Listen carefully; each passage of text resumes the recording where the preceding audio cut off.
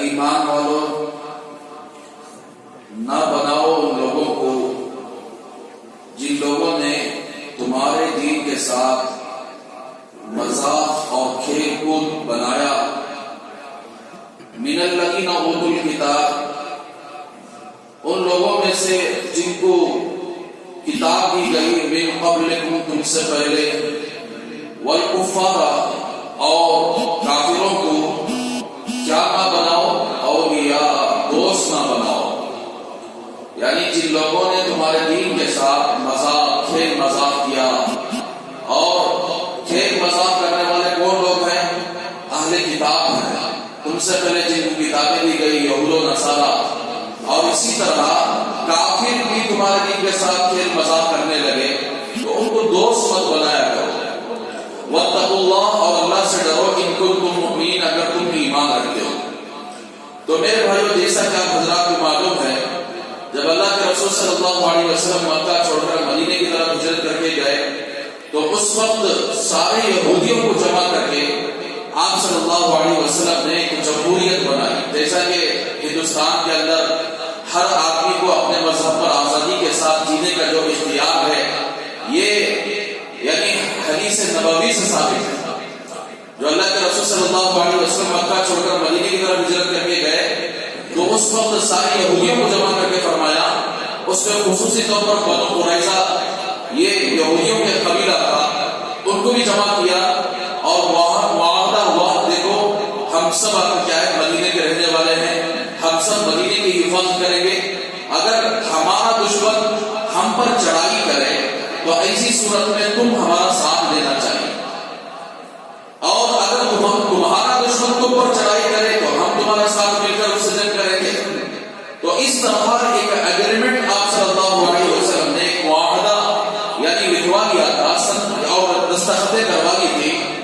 یہ چند دن گزرا اور دونوں فریقین بھی، دونوں جماعت بھی اس ایگریمنٹ پر چلتے گئے تو معاہدہ توڑنے والے مسلمان کبھی نہیں ہو سکے، کبھی ایگریمنٹ توڑنے والے مسلمان کبھی نہیں ہو سکے. ہاں البتہ آج کل کے لوگ اگر کیا ہے، صرف نام کے مسلمان ہیں لیکن دھوکہ دہی دینے میں بہت فارورڈ ہے. ایسا دھوکہ ڈالتے ہیں کہ جس کی کاغذات کی زمین نہیں ہوتی اسے ڈپلیکیٹ بنا کر یعنی کورٹ میں ڈالنے کی بھی کوشش کرتے، وہ مسلمان نہیں ہو سکتے. یہودیوں کا کام ہے دھوکہ دہی دینا، معاہدے کے خلاف ورزی کرنا، لوگوں کے مال کو لوٹنا، لوگوں کے ساتھ غداری کرنا. یہ یہودیوں کی صفات ہے، مسلمانوں کی نہیں. اور مسلمان وہ ہوتا ہے جو ہمیشہ باوفا ہوتا ہے، خیرخواہ ہوتا ہے، کسی کے ساتھ دغابازی نہیں کرتا. تو چنانچہ آپ صلی اللہ علیہ وسلم جب مدینے کے اندر آپ کا غلبہ شروع ہو گیا، لوگ تیزی کے ساتھ اسلام میں داخل ہونا شروع ہو گئے. اب ان لوگوں کے پیٹ میں جلن شروع ہو گئے، بھئی تیزی کے ساتھ اسلام بڑھ رہا ہے. تو پیچھے سے کیا کیے، کفار مکہ سے دوستانہ تعلق قائم کرنا شروع کر دیے بنو قریظہ کے لوگ یعنی یہودی، اور ان سے دوستی کر کے یہاں کی باتیں وہاں تک پہنچانا شروع کر دیے. اللہ کے رسول صلی اللہ علیہ وسلم کو ان کی سازش معلوم ہو گئی. اب یہ بنو قریظہ اور جتنے بھی یہودیوں کے قبیلے تھے وہ سب کے سب مسلمانوں سے اس طرح مل چکے تھے، دوستانہ تعلق رکھتے تھے. مسلمان تو سچے دل کے تھے، صاف دل کے تھے، ان کے دل کے اندر کینہ کپٹ نہیں تھا، حسد نہیں تھا، سازش کی فکر نہیں تھی، پلانے نہیں تھے.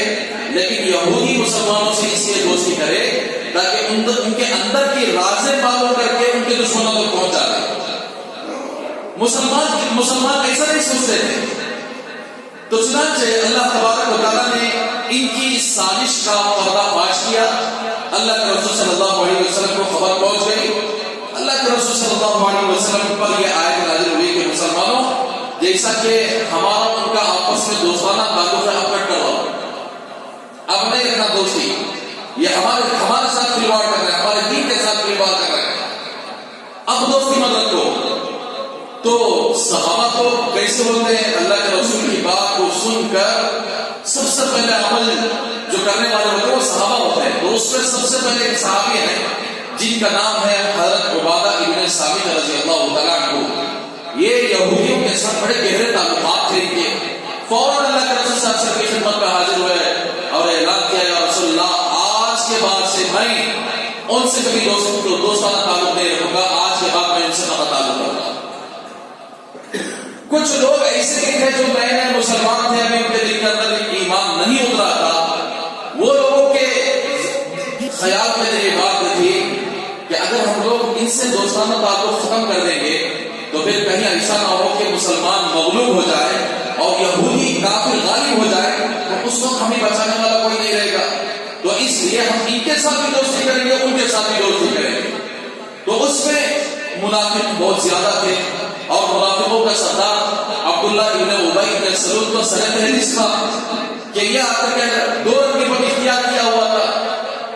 تو اللہ تبارک و تعالیٰ نے فرما دیا کہ دیکھو یہ تمہارے دین کے ساتھ مذاق کر رہا ہے, تمہارے ساتھ مذاق کر رہا ہے. یہ اہل کتاب ہے, کفار کیا ہے آپ کے ساتھ مذاق کر رہے ہیں. تو لہٰذا ان سے دوستی مت کیا کرو اور اللہ سے ڈرو ان کنتم مؤمنین, اگر تم ایمان رکھتے ہو. پھر آگے دیکھیے کیا مذاق کرتے تھے وہ لوگ. اللہ تبارک و تعالیٰ کے دین کے اندر کیسے مذاق کرتے تھے. وَإِذَا نَادَيْتُمْ إِلَى الصَّلَاةِ اتَّخَذُوهَا هُزُوًا وَلَعِبًا ذَلِكَ بِأَنَّهُمْ قَوْمٌ لَا يَعْقِلُونَ.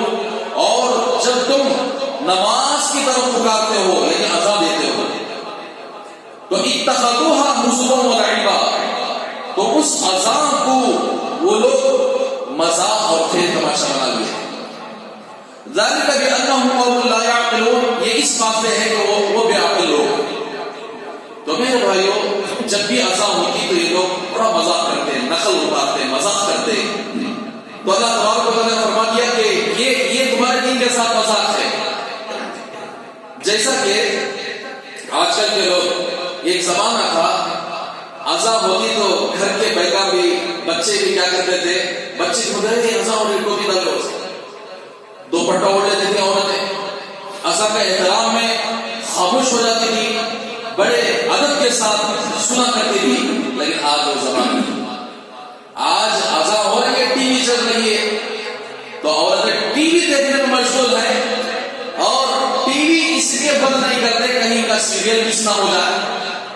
اذان ہو رہے ہوتے ہیں, شور ہوتا ہے, نہ بچوں کے اندر احترام ہے, نہ عورتوں کے اندر احترام ہے, نہ بڑوں کے اندر احترام ہے. ادھر اذان ہو رہی ہوتی ہے, ادھر کھیل تماشا ہوتا رہتا ہے.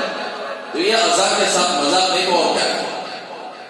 تو میرے بھائیو اللہ تبارک و تعالیٰ اسی لیے کہتے ہیں اللہ کے شعائر کے ساتھ مذاق نہیں کرنا چاہیے.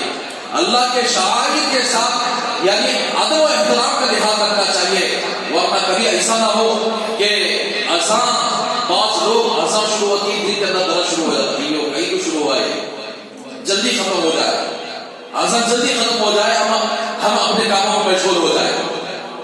تو میرا بھائی غلط ہے. اسی لیے ایسے بہت سارے واقعات تاریخ کے اندر لکھے ہوئے ہیں. مدینہ منورہ کے اندر جنہوں نے یعنی اذان کا احترام نہیں کیا, جنہوں نے اذان کو مذاق بنوایا, تو سمجھو کہ ایسے بہت سارے تاریخی واقعات لکھے ہوئے تاریخ کے اندر. مدینہ منورہ کے اندر ایک عیسائی تھا, کرسچین تھا. جیسے ہی مدینے کے اندر اذان ہوگی تو چنانچہ اشہد ان محمد رسول اللہ جب یہ لفظ سنتا تو بددعا اس طرح دیتا, احرقی کاذب, یہ جھوٹا جل جائے. اللہ کے نبی کے زمانے کا واقعہ کیا کہتا تھا, یہ جھوٹا جل جائے. نعوذ باللہ. جبکہ سارے ایمان والے بلکہ کافر تک اللہ کے رسول کو سچا مانتے تھے. تو یہ عیسائی اس طرح اذان سنتے ہی فوراً اس کے کان کے اندر پڑتی تو اشہد ان محمد رسول اللہ پر یہ بولا کرتا تھا.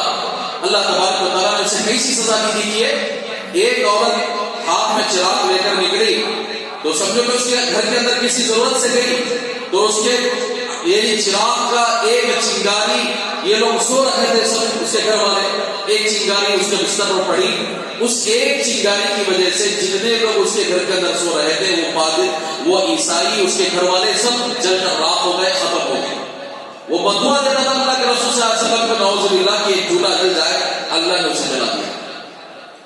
اسی طرح حدیث کے اندر ایک واقعہ ایسے آتا ہے کہ حضرت ابو محذورہ رضی اللہ عنہ ایک صحابی ہے. فتح مکہ ہوا, اللہ کے رسول صلی اللہ علیہ وسلم فتح مکہ کے بعد جنگ حنین میں شامل ہوئے. حنین سے واپسی کے موقع پر اذان کا وقت ہوا تو اللہ کے رسول صلی اللہ علیہ وسلم نے حضرت بلال کو حکم دیا کہ اذان دیا کریں.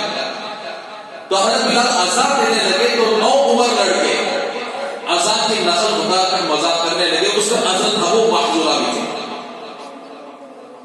تو حضرت ابو محذورہ فرماتے ہیں کہ جس یعنی ان کے ایک یتیم آدمی تھے جن کا نام ہے عبداللہ, وہ ایک ملک شام کو جا رہے تھے. تو جانے سے پہلے حضرت ابو محذورہ سے کہا کہ حضرت تمہارے ساتھ جو قضا کا واقعہ ہوا نا لوگ پوچھیں گے تو وہ واقعہ ذرا سنا دو کہ اللہ کے رسول کے ساتھ ہمارا کیا واقعہ ہوا. تو حضرت ابو محذورہ فرما رہے ہیں کہ میرے دل کے اندر اللہ کے رسول کی بڑی نفرت تھی اور اذان کے کلمات سے میں بڑا پھٹا اور مذاق کرتا, اور میرے ساتھ بہت سارے گاؤں پر لڑکے تھے وہ بھی مذاق کیا کرتے تھے. تو جب کہ حنین کے موقع پر میں بھی مذاق کرتا تھا, میرے ساتھ رہنے والے گاؤں پر لڑکے بھی مذاق کرتے تھے. تو اللہ کے رسول صلی اللہ علیہ وسلم کے سپاہی آ گئے اور ہم سب کو گرفتار کر کے اللہ کے رسول کی خدمت میں حاضر کر دیے. تو آپ صلی اللہ علیہ وسلم نے سب کو چھوڑ کے مجھے پکڑ لیا, مجھے روک لیا. تو اللہ کے رسول صلی اللہ علیہ وسلم نے فرمایا کہ ابو محذورہ ان سب میں تمہاری آواز اونچی ہے اذان. اب میں کیا نہ کرتا, سب صحابہ ہے, بے بس تھا, میرے دل کے اندر نفرت تو ضرور تھی, اذان سے چڑچڑاہٹ تھی, تو میں اذان دینا شروع ہو گیا. مرتا کیا نہ کرتا بول کر اذان شروع ہوئی تو اذان دینا شروع کر دیا. اللہ اذان ختم ہونے کے بعد اللہ کے رسول صلی اللہ علیہ وسلم نے میرے سر کے اوپر ہاتھ رکھا اور یہ دعا کہ اللہ تجھ میں برکت عطا فرمائے, اور وہ ہاتھ میرے پیٹھ تک آپ صلی اللہ علیہ وسلم پھیلا. آپ صلی اللہ علیہ وسلم کے ہاتھ پھیرنے کے بعد میرے دل کے جو نفرت تھی وہ محبت میں تبدیل ہو گئی, اور میرے دل کے اندر یہ چاہت تھی کہ کاش کہ اللہ تعالیٰ مجھے مسجد حرام کا واضح بنا دے. تھوڑی دیر پہلے نفرت, اذان سے چڑچڑاہٹ, مذاق, لیکن اللہ کے رسول صلی اللہ علیہ وسلم نے ہاتھ پھیرا تو میرے دل کے اندر اللہ کے رسول کی اتنی محبت آ گئی اور میرے دل کی تمنا یہ بدل گئی کہ میں مسجد حرام کا مؤذن بن جاؤں. تو چنانچہ اللہ کے رسول صلی اللہ علیہ وسلم نے فرمایا جاؤ مسجد حرام کے اندر جا کر تم اذان دو. تو اس وقت حضرت عتاب ابن حسین ابن عتاب رضی اللہ تعالیٰ عنہ وہاں کے اللہ کے رسول صلی اللہ علیہ وسلم کو گورنر بنایا ہوا تھا. تو ان کے حکم سے جا کر حضرت ابو محذورہ رضی اللہ تعالیٰ عنہ مکہ المکرمہ مسجد حرام کے مؤذن بنے. اور اسی طرح ایک اور واقعہ تاریخ میں لکھا جاتا ہے. جب اللہ کے رسول صلی اللہ علیہ وسلم مکہ المکرمہ کے اندر داخل ہوئے فاتحانہ انداز میں اور فتح ہو گئی, یعنی مکہ المکرمہ فتح ہو گیا, تو اس کے بعد 3 لوگ ابو سفیان, حارث اور اسی طرح حضرت عتاب ابن اسید ابن عتاب, یہ تینوں بیٹھ رہے تھے. حضرت بلال اذان دینا شروع کر دیے کعبۃ اللہ پر چڑھ کر. تو حارث کہنے لگے اچھا ہوا میرا باپ انتقال ہو گیا, ورنہ یہ منحوس آواز, اتنی بڑبڑاہٹ کی آواز سننے کی نوبت نہیں آئی. تو اس میں حضرت عتاب کہنے لگے کہ میں اس اذان سے مجھے دل نہیں لگتا, یہ اذان سے مجھے نفرت ہے, میں مانتا ہی نہیں سکا. ابو سفیان کہنے لگے بھائی خاموش چپ ہو جاؤ, محمد اتنے پاورفل ہیں, یہاں پہ بیٹھے کنکریاں وہ بھی گواہی دیا, خاموش ہو جاؤ. اللہ کے رسول صلی اللہ علیہ وسلم کچھ بھی وہاں سے گزرے, آپ صلی اللہ علیہ وسلم یہ 3 لوگ جو بات کر رہے تھے آپ نے بتا دیا کہ یہ اس سلسلے میں تم بات کر رہے, اذان کے سلسلے میں بات کر رہے. تو چنانچہ اسی وقت حضرت عتاب اور حضرت حارث فوراً کھڑے ہو کر اشہد انک رسول اللہ، خدا کی قسم ہم تین تھے، چوتھا کوئی نہیں تھا۔ اگر چوتھا کوئی آدمی ہوتا تو ہم یہ سمجھتے کہ آدمی نے اگر آپ کو لگایا ہے تو اس کا مطلب یہ ہے کہ آپ کو اللہ نے خبر دی، آپ اللہ کے سچے رسول ہیں، تو فوراً مسلمان۔ تو میرے بھائیو، اسی لیے اللہ تبارک و تعالیٰ فرماتے ہیں اذان کے کلمات کافروں کو اچھے نہیں لگتے، اذان کے کلمات یہود و نصارہ کو اچھے نہیں لگتے۔ اسی لیے ہندوستان میں دیکھتے ہیں کتنے جگہ پر ایسے جگہ مغلوب حکم اٹھا لو ہماری طرف، وہاں فجر کی اذان پر بیٹھ لگایا ہے کہ فجر کی اذان یعنی لوڈ اسپیکر کے اندر نہیں دے سکتے۔ گوا کے اندر اسی طرح یعنی اس ملک کے مختلف علاقوں کے اندر اذان پر فجر کی اذان کو بینڈ لگایا گیا ہے۔ لوگ کیا بہانہ بناتے ہیں، ڈسٹرب ہوتا، کتے بھونکتے۔ اب ہمارے آندھرا پردیش میں وہ بیماری آ گئی، تقریباً وجے نگر کے پاس ایک ساتھوں کا ایک جھنڈ، ہمارے گھروں کے پاس مسجد نہ ہو، ہمارے گھروں کے پاس جیسے دیکھو گے آپ سوشل میڈیا پر کہ اس لیے کہ اذان دیتے ہیں، اذان سے ان کو نفرت۔ جو کافر ہوتا ہے اس کو اذان سے نفرت ہوتی ہے، جو یہودی ہوتا ہے اس کو اذان سے نفرت ہوتی ہے، اس لیے کہ اذان اللہ تبارک و تعالیٰ کے وہ پاکیزہ کلمات ہیں۔ جہاں اذان ہوتی ہے وہاں شیطان نہیں ہوتا، جہاں شیطان ہوتے ہیں وہ چاہتا ہے کہ وہ اذان نہ ہو، شیطانوں کو اذان سے نفرت ہے۔ میرے بھائیو، مسلمان بھی آج آ کر اذان کا احترام کرنا چھوڑ دیا، مسلمان بھی مسجدوں کا احترام چھوڑ دیے، مسجدوں کو آباد کرنا چھوڑ دیے، تو آج مسلمانوں کی مسجدیں جلا رہے ہیں، آج مسلمانوں کے اذانوں پر بینڈ لگا رہے ہیں۔ اس لیے کہ سب سے پہلے مسلمان اللہ کے شاعری کا ادب و احترام نہیں کر رہا، اللہ کے شاعری کے ساتھ یعنی وہ معاملہ نہیں کر رہا جو صحابہ کر رہے ہیں۔ تو اسی لیے اللہ تبارک و تعالیٰ فرماتے ہیں کہ وَإِذَا نَادَيْتُمْ إِلَى الصَّلَاةِ اتَّخَذُوهَا هُزُوًا وَلَعِبًا، کہ جب تم نماز کی طرف پکارتے ہو تو وہ لوگ اس کو یعنی اذان کو مذاق اور کھیل تماشا بنا لیے۔ ذَلِكَ بِأَنَّهُمْ قَوْمٌ لَا يَعْقِلُونَ، یہ اس وجہ سے کہ بے عقل لوگ ہیں۔ اللہ کے رسول صلی اللہ علیہ وسلم کی خدمت میں جب مکہ المکرمہ میں کعبۃ اللہ کے پاس اذان دی گئی، کافروں کی ایک جماعت آئی اور اللہ کے رسول صلی اللہ علیہ وسلم کو بدعتی کا پتہ لگا دیا، بھئی آپ بدعت ہیں، آپ کے پچھلے جتنے بھی نبی آئے تھے نا انہوں نے آزاد یہ نام لے کے بتا دے رہے ہیں۔ اگر یہ اذان کی امپورٹنٹ ہوتی تو پچھلے نبی دیتے تھے۔ تو اللہ کے رسول صلی اللہ علیہ وسلم پر یہ آیت نازل ہوئی، ذالک بأنہم قوم لا یعقلون، بے عقل لوگ، ان کو معلوم ہے اذان کی اہمیت کیا ہے۔ اسی لیے فرماتے ہیں جس گھر کے اندر شیاطین بس جائے، جنات بس جائے، پریشان کر رہے ہو، تو تجربہ کار لوگ کہتے ہیں کہ کونے کونے میں اذان دینے سے شیاطین بھاگ جاتے ہیں، گھر کے ہر کونے میں اذان دینے سے شیاطین بھاگ جاتے ہیں۔ تو میرا حال میرے بھائیو، اذان کے اندر اللہ نے اتنی طاقت رکھی ہے کہ اگر کوئی آدمی اس کو احترام کے ساتھ، ادب کے ساتھ اس کو سنتا ہے، اسی لیے جیسی مؤذن اذان دے، ہزار کام ہو چھوڑ دے، بات چیت بند کر دیں، اذان کا جواب دے، اور اذان کا جواب دے کر جو آدمی درود شریف اور دعا پڑھتا ہے، اللہم رب هذه الدعوة التامة والصلاة القائمة، آخر تک دعا پڑھتا ہے، تو سمجھو کہ اللہ کے رسول صلی اللہ علیہ وسلم کا وعدہ ہے کہ کل قیامت میں میں اس کو شفاعت کروں گا۔